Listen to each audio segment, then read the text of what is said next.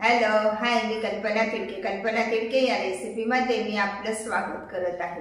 लसणाच्या पातीचा वापर करून बनवूया कांद्याच्या पातीची झणझणीत भाजी. गॅसवर कढई तापत ठेवत आहे. पाव चमचा जिरे घेतलेले, त्यानंतर हिरवे मिरचीचे 3-4 हिरव्या मिरच्या घेतलेल्या आहे. त्याचे आपण तुकडे करून घेऊया असे. त्यानंतर ही लसणाची पात वापरत आहे. याचं आपण पूर्ण असं व्यवस्थित वाटण करून घेऊया. पाणी न टाकताच आपण याचं वाटण करून घेतलेलं आहे. तर आता आपण त्यामध्ये हे शेंगदाणे घेतलेले मी, हे आपण कच्चे शेंगदाणे घेतलेले आणि ते पण मिक्सरला बारीक करून घेऊया. कढईत 2 चमचे तेल टाकून घेऊया. आपलं तापलंय तर त्यामध्ये हा लसूण टाकून घेत आहे.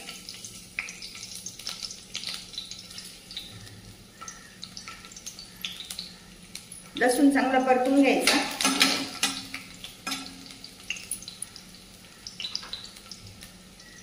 चिमूटभर हिंग आणि आपण हे जे वाटण तयार केलंय तर ते प्रथम त्यामध्ये टाकून घेऊया.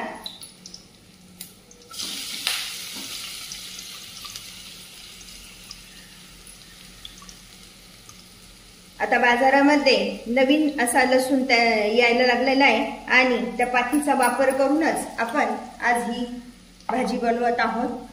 चांगला परतून घ्यायचा व्यवस्थित. आता ही जी मिरची टाकलेली आहे ती व्यवस्थित परतून घेऊ. त्यामध्ये प्रमाणानुसार मीठ टाकून घ्यायचं. जर कमी वाटलं तर परत टाकता येतं, म्हणजे मिरचीची चव छान लागते.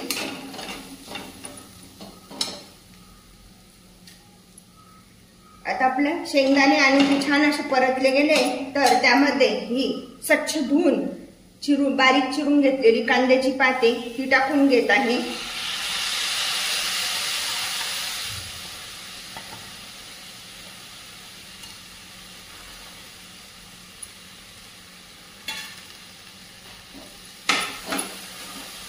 आता आपण हे सगळं साहित्य व्यवस्थित असे एकत्र करून घेऊया. एकदम साधी पण झटपट बनणारी अशी कांद्याच्या पातीची भाजी आहे. खायला खूप छान लागते. त्यामध्ये आपण अर्धा चमचा धने पावडर पण टाकून घेत आहोत. आता ही भाजी पूर्ण आपण व्यवस्थित अशी एकत्र करून घेऊया. वर झाकण न ठेवता आता 2-3 मिनिटं ही भाजी छान अशी शिजू द्यायची. यामध्ये पाण्याचा वापर नाही करायचा आहे आपल्याला. पातीचं कसं छान असं पाणी सुटलंय ना मस्तपैकी. यामध्येच आपली ही भाजी शिजली जाते. आता आपल्या भाजीचा अंदाज आपल्याला आलेला आहे. तर प्रथम आपण थोडंसं शेंगदाणे वगैरे हे करण्यासाठी मीठ टाकलं होतं.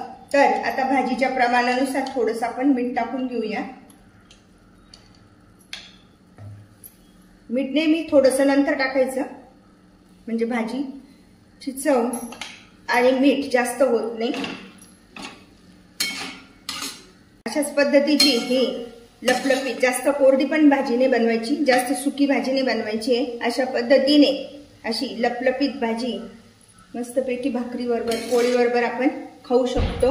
आता गॅस बंद करूया.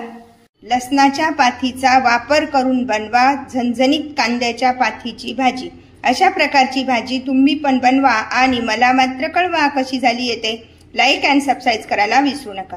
पुन्हा आपण भेटूया नवीन रेसिपीसह.